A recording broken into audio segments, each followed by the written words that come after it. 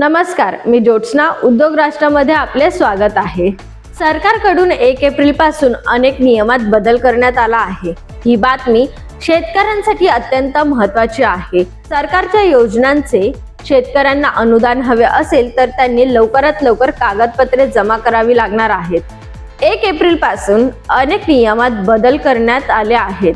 विशेष म्हणजे हे नियम आपल्याला माहीत असणे अत्यंत आवश्यक आहे. जर आपल्याला हे नियम माहीत नसतील तर मोठ्या प्रमाणात फटका बसण्याची शक्यता आहे. शासनाकडून शेतकऱ्यांकरता विविध प्रकारच्या योजना आणल्या जातात. या योजनांचा शेतकरी मोठ्या प्रमाणात फायदा देखील घेतात. यामध्ये कर्जमाफी, पीक विम्यासारख्या योजनांचा समावेश असतो. ही बातमी शेतकऱ्यांसाठी अत्यंत महत्त्वाची आहे. 1 एप्रिल पासून सरकारने मोठ्या नियमात बदल केला आहे. त्यानुसार आपल्याला काही कागदपत्रे जमा करावी लागणार आहेत. जर आपण ही कागदपत्रे जमा केली नाहीत तर आपल्याला सरकारी योजनांचा फायदा घेता येणार नाही. महा-डीबीटीचे अनुदान मिळणार नाही. मुळात म्हणजे गेल्या काही दिवसांपासूनच शेतकरी महा-डीबीटी पोर्टलवरील विविध कृषी योजनांच्या अनुदानाची वाट पाहत आहेत. मात्र या योजनेचे अनुदान हवे असेल तर तुम्हाला काही कागदपत्रे जमा करावी लागतील, तरच तुम्हाला याचा लाभ मिळेल.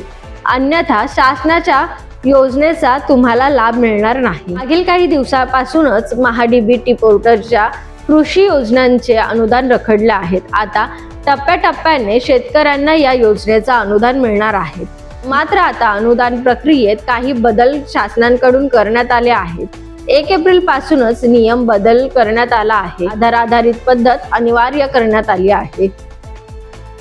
महा-डीबीटी वरून शेतकऱ्यांकडून अर्ज मागवली जातात आणि आलेल्या अर्जांची छाननी करून निवड केली जाते आणि लाभार्थी शेतकऱ्यांना अनुदान दिले जाते. यापूर्वी शेतकऱ्यांच्या बँक खात्यामध्ये अनुदान थेटपणे जायचे, मात्र आता त्यामध्ये बदल करण्यात आला असून 1 एप्रिल पासून आधार आधारित पेमेंट प्रणालीचा वापर केला जाणार आहे.